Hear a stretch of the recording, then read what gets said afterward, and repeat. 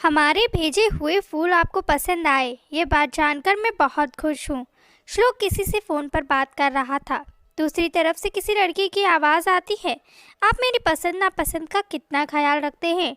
श्लोक फिर कहता है, अब क्या करें, आपकी पसंद नापसंद के बारे में ही तो हम दिन रात सोचते रहते हैं। इसके अलावा तो हमारे पास कोई काम ही नहीं है, बस आपके बारे में ही सोचता रहता हूँ मैं हमेशा। तभी श्लोक को कमरे में गिलास गिरने की आवाज़ आती है। वो पीछे मुड़कर देखता है तो सामने उसकी पत्नी स्नेहा खड़ी होती है। श्लोक जल्दी से कॉल कट करके स्नेहा के पास जाता है और उसे कहता है, मैंने तुम्हें कितनी बार कहा है, जब भी मैं कमरे में अकेला हूँ तो दरवाजे पर नॉक करके आया करो। स्नेहा ने कहा, क्यों नॉक करके आऊँ मैं, ये मेरा भी कमरा है। और तुम ऐसे किससे बात कर रहे हो? तुम पीहू से बात कर रहे थे ना? मुझे पता है वो तुम्हें फंसा रही है और तुम उसे मेरी सौतन बनाना चाहते हो। लेकिन एक बात याद रखना श्लोक, मैं तुमसे बहुत प्यार करती हूँ और मैं ऐसा कभी भी नहीं होने दूंगी। मैं अभी जाकर सबको बताऊंगी कि तुम ये सब क्या कर रहे हो।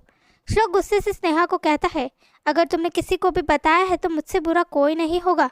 इतनी ही देर में स्नेहा की सास उनके कमरे में आती है और स्नेहा के बाजू पकड़कर उसे गुस्से में कहती है, स्नेहा, श्लोक तुम्हारा पति है और तुम्हें उसकी इज्जत करनी चाहिए। ये तुम किस तरह से बात कर रही हो अपने पति से? श्लोक से इस तरह बात करोगी तो श्लोक को ज़रा भी वक्त नहीं लगेगा अपनी पत्नी बदलने में। एक तो वैसे भी तू अपने पति को कोई सुख नहीं दे सकती, तो चली क्यों नहीं जाती मेरे बेटे की ज़िंदगी से? अच्छा होता कि मेरा बेटा तुझसे शादी करता ही नहीं, किसी दूसरी लड़की से शादी करता तो अभी तक मेरी गोद में मेरा पोता खेल रहा होता। ये बात सुनकर स्नेहा ने कहा, लेकिन माँ जी, इसमें मेरी क्या गलती है? मैं कोशिश कर तो रही हूँ।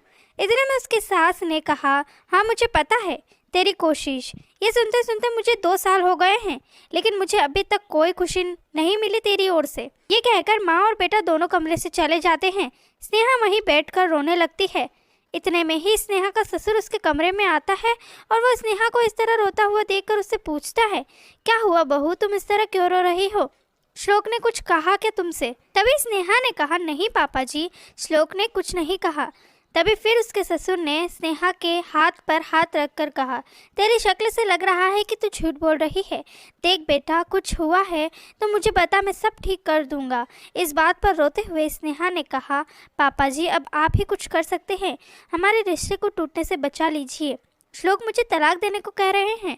स्नेहा के ससुर ने कहा, तुम चिंता मत करो बहू, मैं श्लोक से बात करता हूँ, मैं समझाऊंगा, तुम बिल्कुल भी फिक्र मत करो। ये कहकर वो स्नेहा के सर पर हाथ फेरते हैं और फिर कमरे से बाहर चले जाते हैं। अगले दिन पीहू श्लोक के घर आ जाती है। दरअसल पीहू श्लोक के पापा के दोस्त की इकलौती बेटी है। पीहू अपना ग्रेजुएशन पूरा करना चाहती है, तो इसलिए पीहू के पापा ने पीहू को उनके दोस्त यानी श्लोक के पापा के घर मुंबई भेज दिया, जिससे उसे किसी भी तरह की कोई दिक्कत ना हो, जिससे आसानी से पीहू अपनी पढ़ाई भी पूरी कर ले और पीहू को अपने परिवार की कोई कमी महसूस ना हो। लेकिन श्लोक पीहू को पसंद करता था, लेकिन पीहू श्लोक को केवल अपना एक अच्छा दोस्त मानती थी। थोड़ी देर बाद खाना बनाते समय स्नेहा सब्जी काट रही थी। तभी पीहू उसके पास जाती है। वो स्नेहा के चेहरे को देखकर कहती है, स्नेहा, तुम्हारे चेहरे पर यह निशान कैसा है? उतने में ही स्नेहा की सास भी आ जाती है। वो बीच में बात काटती हुई कहती है, स्नेहा, तुम यहाँ से जाओ, आज का खाना पीहू बनाएगी। स्नेहा ने कहा, पीहू क्यों बनाएगी, मैं बना लूँगी खाना। स्नेहा की सास ने फिर कहा, पीहू की माँ कह रही थी कि पीहू बहुत अच्छा खाना बनाती है, ज़रा हम भी तो चख के देखें कैसा खाना बनाती है पीहू। इस बात पर पीहू ने कहा, ये माँ भी ना जब देखो मेरी तारीफ़ ही करती रहती है। ये कहकर पीहू खाना बनाने लग जाती है। थोड़ी देर में खाना बन जाता है। सभी खाना खाने के लिए बैठे। श्लोक के परिवार में श्लोक के माँ, पापा और एक छोटा भाई भी है। सब एक साथ बैठकर खाना खाते हैं। पीहू ने सबको खीर परोसी। खीर को खाकर श्लोक ने तारीफ करते हुए कहा, वाह, क्या खीर बनाई है, इतनी टेस्टी, जी करता है उसके हाथों को चूम लूं। ये सुनकर पीहू ने भी मुस्कुराते हुए कहा, थैंक यू श्लोक। तो श्लोक ने पीहू का हाथ पकड़े हुए कहा, तो आपने बनाई है खीर, सच में बहुत टेस्टी है। जब स्नेहा अपने हाथों से श्लोक को खाना परोसने वाली होती है कि तभी उसकी सास उसके पास जाती है और स्नेहा से कहती है, तुम यहाँ से जाओ स्नेहा, तुम्हारा यहाँ कोई काम नहीं है। श्लोक तुम्हारी शक्ल तक नहीं देखना चाहता है। ये सुनकर स्नेहा ने कहा, नहीं माँ जी, श्लोक ने ये सब केवल गुस्से में कहा होगा। ये कहते हुए स्नेहा ने आगे बढ़कर श्लोक को खाना परोसा। श्लोक उसे देखकर अपनी जगह से उठ जाता है और कहता है, मैंने तुमसे कहा था ना कि तुम अपनी ये मनुष्य शक्ल मेरे सामने मत लाना। और ये सब कहता हुआ श्लोक वहाँ से चला जाता है। तब स्नेहा की सास स्नेहा से कहती है, तेरी वजह से आज मेरा बेटा बिना खाना खाए ही उठ गया। मैंने तुझे मना किया था ना, क्यों मेरे बेटे की ज़िंदगी ख़राब करने पर तुली है? ना तो उसे कोई खुशी दे सकती है, कम से कम उसे चैन से खाना तो खाने दिया कर। कोई काम की नहीं है, जब से इस घर में आई है तब से कोई खुश नहीं है यहाँ। हमारे घर को वारिस भी नसीब नहीं है इसकी वजह से। इतना सुनते ही स्नेहा रोते हुए अपने कमरे में चली जाती है। थोड़ी देर बाद श्लोक जो अपने घर से बाहर टहल रहा होता है, उसके पापा उसके पास जाते हैं और उसे कहते हैं, क्या हुआ श्लोक, तुम्हारे और बहू के बीच सब कुछ ठीक तो है ना? श्लोक ने कहा, हाँ पापा वो सब तो ठीक है, बस कुछ पैसों की ज़रूरत है। उसके पापा ने कहा, मैंने पिछले महीने ही तो तुम्हें 50,000 रुपये दिए थे। श्लोक ने कहा, पापा उन पैसों से तो मैंने अपने घर की किस्त जमा की है। मेरा काम थोड़ा मंदा चल रहा है, इसलिए पैसों की थोड़ी प्रॉब्लम है। श्लोक के पापा ने कहा, लेकिन बेटा अभी तो मेरे पास पैसे नहीं हैं, जितने थे मैं तुझे पहले ही दे चुका हूँ। श्लोक ने कहा, पापा आप फिक्र ना करें, मैं कहीं से अरेंज करता हूँ।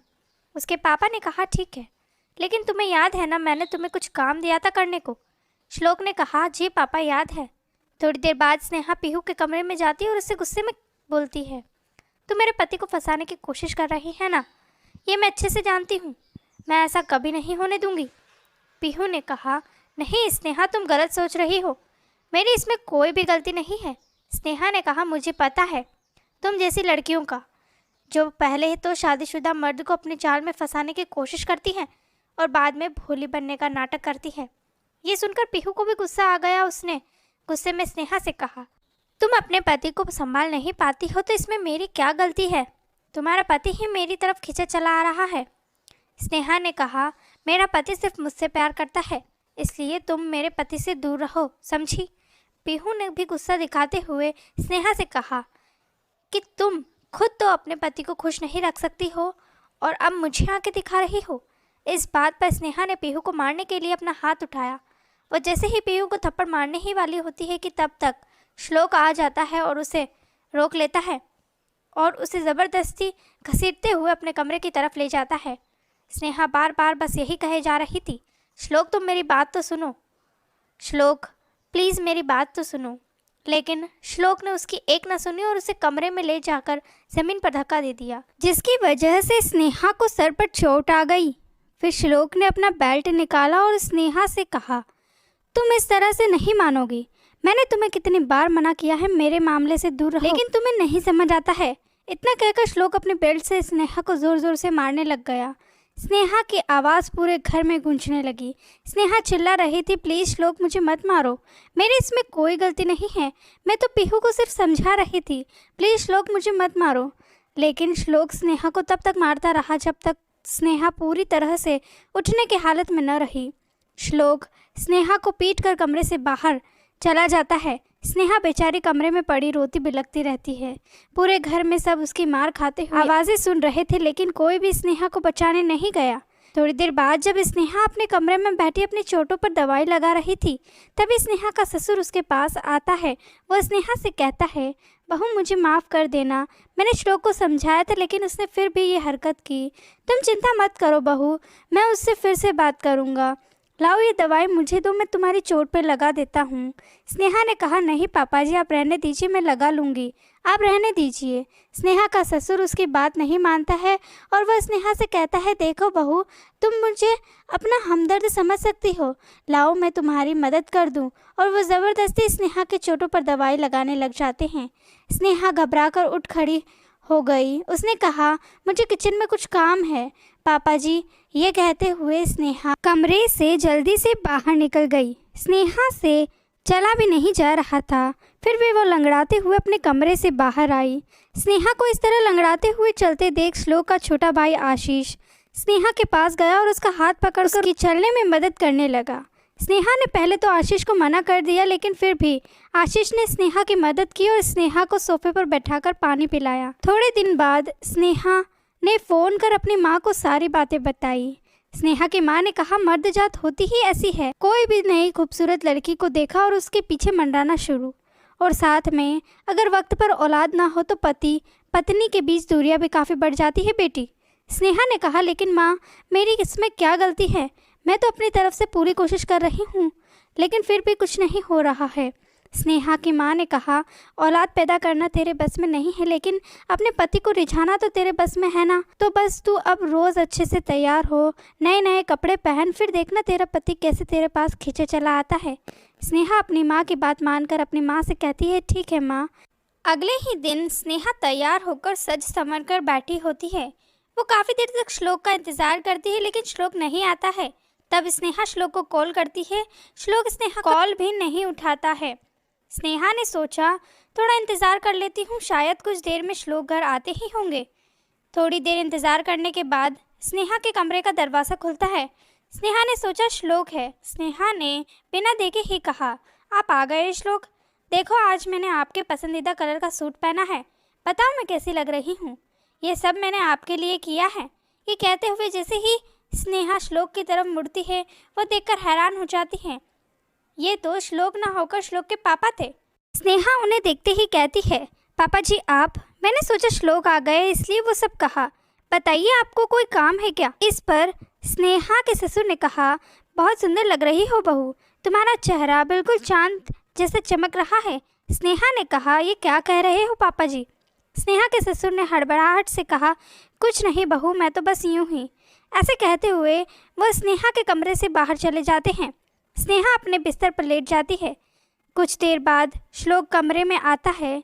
स्नेहा श्लोक के पास जाती है, श्लोक से कहती है, कहाँ थे, मैं कब से आपका इंतज़ार कर रही थी।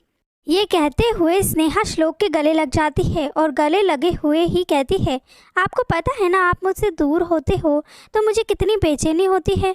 मुझे आपसे कुछ ज़रूरी बात करनी है। श्लोक ने स्नेहा को अपने आप से दूर किया और सोफे पर जाकर बैठ गया। स्नेहा ने फिर कहा, श्लोक मैं आपसे कुछ कहना चाहती हूँ।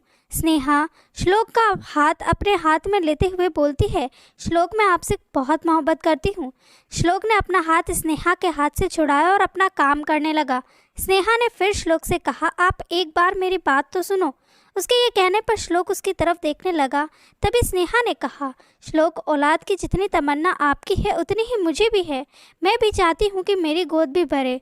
मैं भी अपना एक बच्चा चाहती हूँ, लेकिन काफ़ी वक्त हो चुका है और अब तक मेरी गोद सूनी है। हमने कितनी कोशिश भी की है। श्लोक मैंने सोचा है क्यों ना हम एक बार डॉक्टर के पास चले और अपना चेकअप करवा लें। श्लोक ने स्नेहा को कहा, ठीक है तो तुम चली जाना, अकेले अपना चेकअप करवा लेना। स्नेहा ने कहा, लेकिन श्लोक हम दोनों को अपना चेकअप करवा लेना चाहिए। इस पर श्लोक ने गुस्सा करते हुए स्नेहा से कहा, तुम क्या कहना चाहती हो, क्या कमी मुझ में है। स्नेहा ने कहा, नहीं श्लोक तुम गलत समझ रहे हो। नहीं, मैं गलत नहीं समझ रहा, बल्कि तुम यही कहना चाह रही हो कि मुझ में कमी है, मैं ही तुम्हें औलाद की खुशी नहीं दे सका हूँ, है ना। श्लोक ये सब बातें इतनी तेज़ बोल रहा था कि उसके ये सब बातें सुनकर उसके माँ पापा भाई पीहू सब लोग उसके कमरे में आ जाते हैं। श्लोक सबको कहता है, देखा आप लोगों ने, स्नेहा मुझ पर इल्ज़ाम लगा रही है। ये कह रही है कि आज तक मैंने स्नेहा को औलाद की खुशी नहीं दी है। ये मुझे डॉक्टर से मेरा चेकअप करवाने के लिए कह रही है। बस स्नेहा बहुत हो चुका, अब मैं तुम्हारे साथ नहीं रह सकता, क्योंकि तुम्हें तो मुझ पर भरोसा ही नहीं है। श्लोक ने पूरे परिवार के सामने स्नेहा से कहा, आज के बाद तुम मेरे साथ नहीं रहोगी, मैं तुम्हारी शक्ल भी नहीं देखना चाहता। इतना कहकर श्लोक अपना सारा सामान लेकर दूसरे कमरे में चला जाता है। श्लोक के साथ ही सभी घरवाले स्नेहा के कमरे से चले जाते हैं। कोई भी श्लोक को वहाँ से जाने से नहीं रोकता है। कुछ देर बाद स्नेहा का देवर उसके कमरे में आता है। वो स्नेहा से कहता है, भाभी आप ये सब क्यों सह रही है, आप यहाँ से चली जाए प्लीज़, आपकी यहाँ किसी को कोई परवाह नहीं है। इतना कहकर वो फिर से चला जाता है। इधर स्नेहा अपने कमरे में सिर्फ रोती ही रह जाती है। कुछ दिनों बाद जब स्नेहा को श्लोक की ये दूरी सहन नहीं होती है तो स्नेहा श्लोक के पास जाती है। वो श्लोक से बहुत माफ़ी मांगती है, लेकिन फिर भी श्लोक उसे माफ़ नहीं करता। स्नेहा श्लोक से कहती है, श्लोक प्लीज़ मुझे माफ़ कर दो, मैं आगे से आपको कभी भी कुछ ऐसा नहीं कहूँगी जिससे आपके दिल को चोट लगे। प्लीज़ मुझे माफ़ कर दो, आप जैसा चाहेंगे मैं वैसे रह लूँगी, लेकिन आप मुझसे इस तरह नाराज़ ना रहें। आपको पता है ना मैं आपके बिना एक पल भी नहीं रह सकती। ये सब सुनकर श्लोक अपने पापा की तरफ देखता है। उसके पापा उसे कुछ इशारा करते हैं। तभी श्लोक स्नेहा को गले लगाता है और उसे अपने साथ अपने कमरे में ले जाता है। वहाँ स्नेहा श्लोक से कहती है, तो क्या आपने मुझे माफ़ कर दिया श्लोक। श्लोक ने कहा, हाँ स्नेहा, माफ़ कर दिया है मैंने। अब तुम कभी भी मुझसे कोई ऐसी बात मत कहना आगे से। स्नेहा ने कहा, ठीक है श्लोक। श्लोक ने कहा, ठीक है तो फिर आज तुम दुल्हन की तरह तैयार रहना। आज से हम अपनी ज़िंदगी की नई शुरुआत करेंगे। ये सुनकर स्नेहा मुस्कुराते हुए श्लोक को गले लगा लेती है। बाद में श्लोक अपने कमरे से निकल जाता है। थोड़ी देर बाद कार में बैठते समय श्लोक के पास उसके पापा आते हैं और उसे कहते हैं, तो तुमने काम कर दिया ना। श्लोक जवाब देता है, आपका काम हो गया है। उन दोनों की ये सब बातें आशीष छुप कर सुन लेता है, लेकिन उसे ये नहीं समझ आता है कि वे दोनों किस काम के बारे में बात कर रहे हैं। रात के समय इधर स्नेहा दुल्हन से तैयार हुई अपने कमरे में बैठी है और अपने पति का इंतज़ार कर रही है। कुछ देर बाद दरवाज़ा खुलता है। वो धीरे धीरे स्नेहा की तरफ आता है और स्नेहा के पास जाकर बैठ जाता है। वो धीरे से स्नेहा का घूंघट उठाता है। स्नेहा ने अपनी आंखें बंद की हुई थी। उस शख्स ने स्नेहा के चेहरे को छुआ तो स्नेहा ने अपनी आंखें खोली और जैसे ही उसने अपनी आँख खोली तो वो देखती है कि उसके ससुर उसके पास उसके बिस्तर पर बैठे थे। स्नेहा कहती है, पापा जी आप यहाँ क्या कर रहे हैं? श्लोक कहाँ है? ससुर ने कहा, कोई नहीं है यहाँ, सिर्फ मैं और तुम हो यहाँ। ये कहते हुए उसका ससुर उसकी तरफ बढ़ा। स्नेहा धीरे धीरे पीछे हटने लगी। स्नेहा के ससुर ने उसे हाथ लगाने की कोशिश की, तभी स्नेहा ज़ोर से चिल्लाई, ये क्या कर रहे हो आप? दूर रहो मुझसे, मुझे जाने दो पापा जी। स्नेहा फिर से चिल्लाई, कोई है यहाँ? श्लोक प्लीज़ मुझे बचाइए, प्लीज़ छोड़ दो पापा जी, मुझे जाने दो। लेकिन स्नेहा के ससुर ने उसकी एक न सुनी और वो स्नेहा के साथ ज़बरदस्ती करने लगे। स्नेहा अपने आप को बचाने की कोशिश में ज़ोर ज़ोर से चिल्ला रही थी। तभी दरवाजे पर एक आवाज़ आती है, भाभी क्या हुआ? दरवाज़ा खोलो भाभी। स्नेहा अपने आप को बचाने की बहुत कोशिश करती है और इसी कोशिश में स्नेहा का हाथ पास ही रखे फ्लावर पॉट पर जाता है। स्नेहा उस फ्लावर पॉट को अपने ससुर के सर पर मार देती है, जिससे वो साइड में गिरकर बेहोश हो जाते हैं। इधर दूसरी तरफ आशीष गेट तोड़ने की पूरी कोशिश कर रहा था और वो गेट तोड़ने में कामयाब हो जाता है। वो जैसे ही गेट तोड़कर कमरे में आता है, वो देखता है उसकी भाभी खड़ी खड़ी रोए जा रही थी। उसके हाथ में फ्लावर पॉट भी है। आशीष ने थोड़ा आगे जाकर देखा तो वहाँ उसके पापा थे। आशीष ने अपनी भाभी से कहा, भाभी आप फिक्र ना करें, ये पॉट मुझे दे। स्नेहा तो सुध बुध खोकर बस चुपचाप खड़ी आंसू बहाए जा रही थी। आशीष ने एक बार फिर से कहा, भाभी आप ये पॉट मुझे दे। तब स्नेहा ने आशीष की तरफ देखा और डर से घबराकर उसने आशीष को गले लगा लिया और बहुत रोने लगी। आशीष स्नेहा को अपने साथ ड्राइंग रूम में ले गया, वहाँ उसे बैठाकर पानी पिलाया। थोड़ी देर बाद जब श्लोक पीहू के साथ घर आता है तो स्नेहा और आशीष को साथ देखकर चौंक जाता है। स्नेहा श्लोक को देखती है तो वो उसकी तरफ दौड़ कर जाती है और उसे सब कुछ बताने लगती है। श्लोक ये सब सुनकर स्नेहा से कहता है, पागल हो गई है क्या तू? क्या कह रही है? तुझे कुछ पता भी है? तू इतना नीचे गिर सकती है? मेरे पापा पर इल्ज़ाम कैसे लगा सकती है? श्लोक की इस बात पर आशीष श्लोक से कहता है, गिरी हुई भाभी नहीं बल्कि आप है, आपने किया है ये सब। स्नेहा हैरानी से आशीष की तरफ देखती है। तभी श्लोक कहता है, तुम पागल हो गए हो क्या? आशीष ये सब क्या कह रहे हो? और मैंने तुम्हें फ़ोन करके कहा था ना आज तुम मेरे दोस्त के पास चले जाओ, फिर तुम यहाँ क्या कर रहे हो? तुम गए क्यों नहीं? इस बात पर आशीष ने श्लोक से कहा, मुझे पता था आप कुछ ना कुछ ऐसी घटिया हरकत ज़रूर करेंगे, इसलिए मैं नहीं गया। मैंने आज सुबह आप दोनों बाप बेटों की बातें जो सुन ली थी। तब स्नेहा ने कहा, क्या सुना आशीष तुमने? मुझे बताओ, मेरे साथ जो कुछ भी हुआ है, क्या ये सब तुम्हारे भाई ने जानबूझकर करवाया है? बोलो ना आशीष, तुम चुप क्यों हो? आशीष अपनी नज़रों को झुकाए बस खड़ा रहा। तभी श्लोक कहता है, स्नेहा ऐसा कुछ नहीं है, आशीष बकवास कर रहा है, तुम उसकी बात का यकीन मत करो, तुम चलो मेरे साथ अंदर। श्लोक स्नेहा का हाथ पकड़कर उसे अंदर ले जाने लगता है। तभी आशीष उन्हें रोकते हुए अपनी भाभी को सब कुछ बताता है। ये सब सुनकर स्नेहा की आंखों से आंसू बहे जा रहे थे। वो अपनी नम आंखों से श्लोक को देखे जा रही थी। वो श्लोक का कॉलर पकड़कर कहती है, श्लोक क्या आशीष जो कुछ भी कह रहा है वो सब सच है? श्लोक ने अपना कॉलर स्नेहा के हाथ से छुड़वाते हुए कहा, हाँ, ये सब मैंने किया है। स्नेहा ने कहा, लेकिन क्यों श्लोक, तुमने ऐसा क्यों किया मेरे साथ? श्लोक ने जवाब दिया, मैं परेशान हो चुका हूँ तुमसे, और वैसे भी क्या हो गया अगर तुम एक रात मेरे पापा के साथ रह जाती तो? और हाँ, अब तुम कान खोलकर सुन लो, अगर ये बात किसी और को पता चली तो मैं तुम्हें तलाक दे दूँगा। उसकी इस बात पर स्नेहा अपने आंसुओं को पोंछती और अपना मंगलसूत्र निकालकर श्लोक की तरफ फेंकते हुए कहती है, मुझे तुमसे कोई रिश्ता नहीं रखना है। अपनी झूठी शान तुम अपने पास ही रखो। मैंने तुम्हारे लिए कितना कुछ सहा, लेकिन तुम्हें उस चीज़ का कोई एहसास नहीं है। मैं जा रही हूँ ये घर छोड़कर, तुम्हें छोड़कर। तुम मेरे लायक ही नहीं हो। ये कहते हुए स्नेहा घर से बाहर निकल जाती है। थोड़े आगे जाने पर ही वह देखती है आशीष कार लेकर खड़ा है। वो अपनी भाभी से कहता है, आइए भाभी, आपको आपके घर तक छोड़ देता हूँ। ये सुनकर स्नेहा उसके साथ कार में बैठ जाती है।